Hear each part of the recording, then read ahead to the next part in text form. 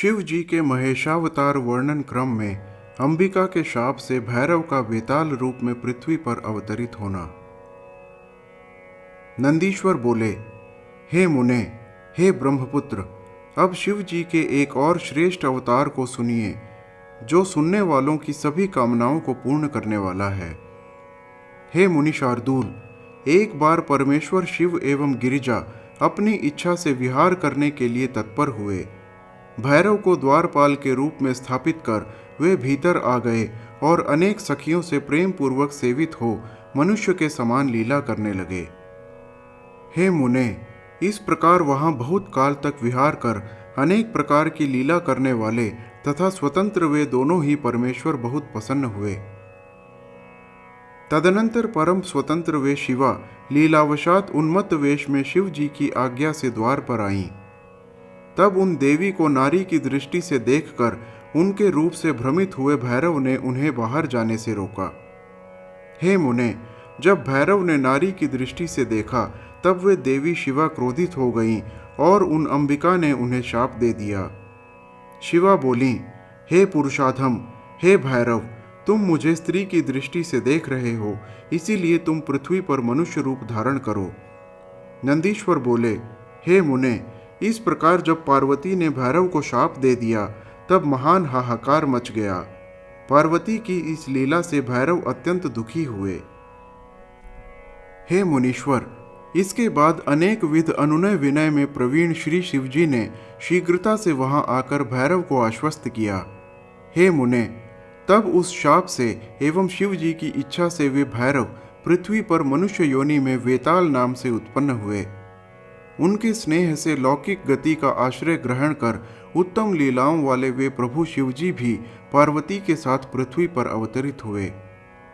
हे मुने, शिव जी ने महेश नाम से तथा पार्वती जी शारदा नाम से प्रसिद्ध हुई और नाना प्रकार की लीलाएं करने में प्रवीण वे दोनों प्रेम पूर्वक उत्तम लीला करते रहे। हे तात, इस प्रकार मैंने शिव जी के उत्तम चरित्र का वर्णन आपसे किया, जो धन, यश, आयु तथा सभी कामनाओं का फल प्रदान करने वाला है। जो मनुष्य सावधान चित्त होकर भक्ति पूर्वक इसे सुनता है अथवा सुनाता है, वह इस लोक में संपूर्ण भोगों को भोग कर अंत में मुक्ति को प्राप्त कर लेता है। शिव के वृषेश्वरावतार वर्णन के प्रसंग में समुद्र मंथन की कथा। नंदीश्वर बोले, हे ब्रह्मसुत, हे प्राज्ञ, हे मुनीश्वर, अब आप भगवान विष्णु के अहंकार को नष्ट करने वाले तथा श्रेष्ठ लीला से परिपूर्ण शिवजी के वृषेश्वर नामक उत्तम अवतार को सुने। पूर्व समय में जरा एवं मृत्यु से भयभीत हुए देवताओं एवं असुरों ने आपस में संधि कर समुद्र से रत्न ग्रहण करने का विचार किया। हे मुनिनंदन, तदनंतर सभी देवता और असुर समुद्रों में श्रेष्ठ क्षीर सागर को मथने के लिए उद्यत हुए। हे ब्रह्मन, मधुर मुस्कान वाले सभी देवता तथा असुर अपनी कार्य सिद्धि के लिए विचार करने लगे कि किस उपाय से उस क्षीर सागर का मंथन किया जाए। तब मेघ के समान गंभीर ध्वनि से युक्त आकाशवाणी शिव जी की आज्ञा से देवताओं तथा असुरों को आश्वस्त करती हुई कहने लगी। आकाशवाणी बोली, हे देवगणों, हे असुरों, आप लोग क्षीर सागर का मंथन कीजिए। आप लोगों को बल और बुद्धि की प्राप्ति होगी, इसमें संदेह नहीं है।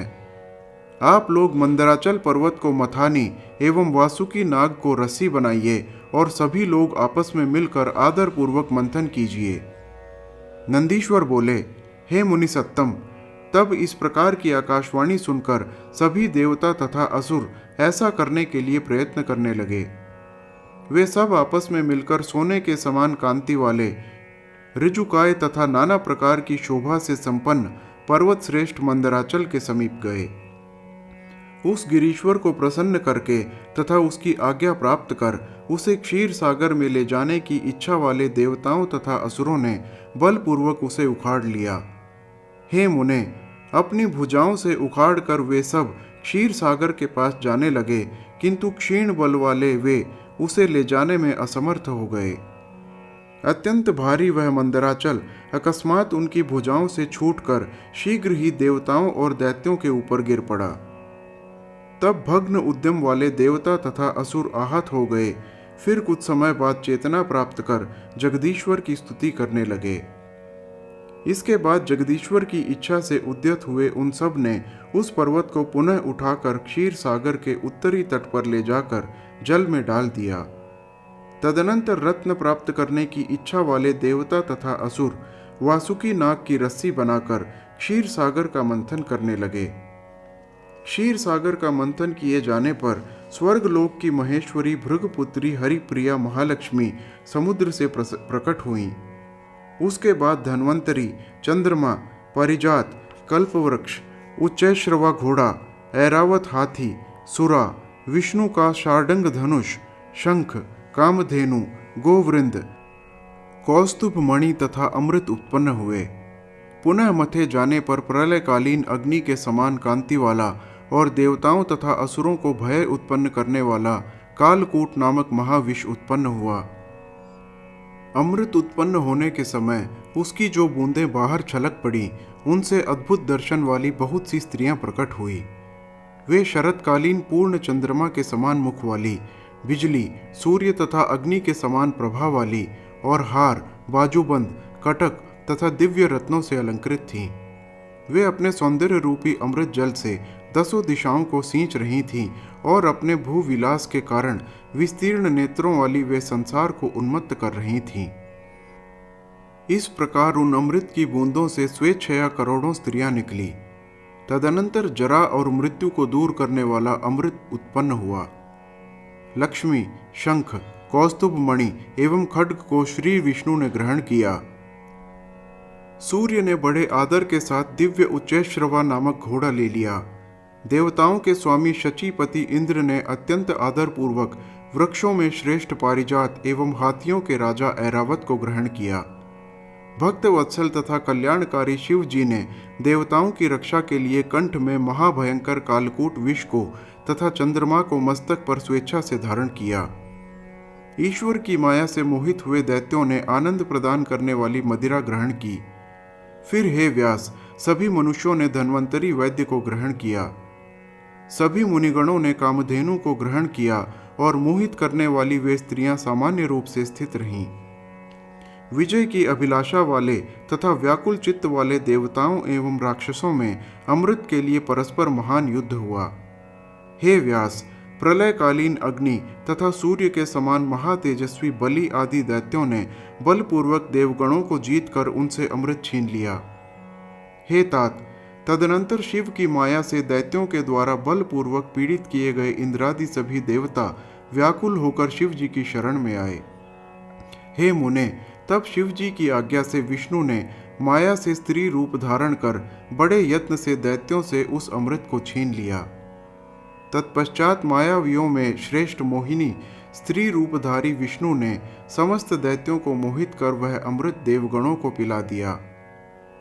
तब उस स्त्री के पास जाकर उन श्रेष्ठ दैत्यों ने कहा, इस सुधा को हम सभी दैत्यों को भी पिलाओ, जिससे किसी प्रकार का पंक्ति भेद न हो।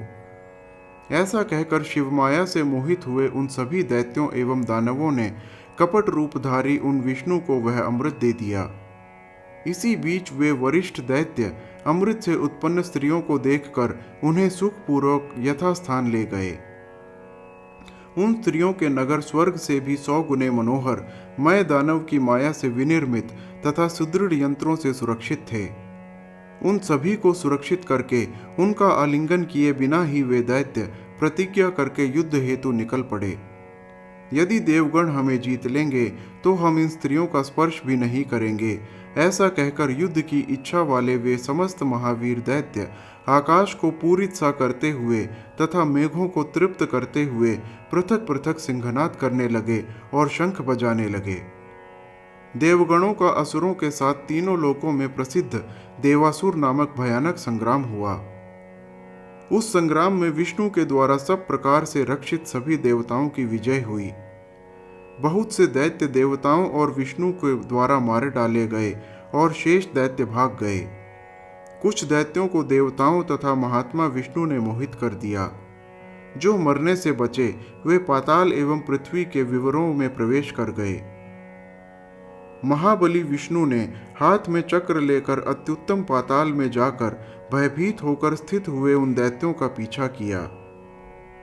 इसी बीच विष्णु ने वहां पर अमृत से उत्पन्न हुई पूर्ण चंद्र के समान मुख वाली तथा दिव्य सौंदर्य से गर्वित स्त्रियों को देखा और वे मोहित होकर वहीं पर उन श्रेष्ठ स्त्रियों के साथ विहार करने लगे तथा उन्होंने वहां शांति प्राप्त की।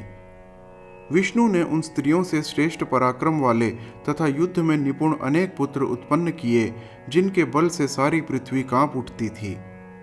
तत्पश्चात महाबलवान एवं पराक्रमी वे विष्णुपुत्र संपूर्ण पृथ्वी को कंपित करते हुए स्वर्गलोक तथा भूलोक में दुखद महान उपद्रव करने लगे। सारे संसार में उनका उपद्रव देखकर मुनियों एवं देवताओं ने ब्रह्मा को प्रणाम कर उनसे निवेदन किया। यह सुनकर ब्रह्मा जी उन्हें साथ लेकर कैलाश पर्वत पर गए। वहां प्रभु शिवजी को देखकर विनम्र भाव से अंजलि बांधे हुए उन्होंने बारंबार प्रणाम किया तथा हे देव, हे महादेव, हे सर्वस्वामिन, आपकी जय हो, ऐसा कहते हुए अनेक स्तुतियों के द्वारा उनकी स्तुति की। ब्रह्मा बोले, हे देव देव, हे महादेव, हे प्रभो, पाताल में स्थित विकार युक्त तथा उपद्रवी विष्णु पुत्रों से संपूर्ण लोकों की रक्षा कीजिए। हे विभो, विकार से ग्रस्त होकर विष्णु जी अमृत से उत्पन्न स्त्रियों में आसक्त चित्त होकर इस समय पाताल में स्थित हैं और उनके साथ स्थित हैं।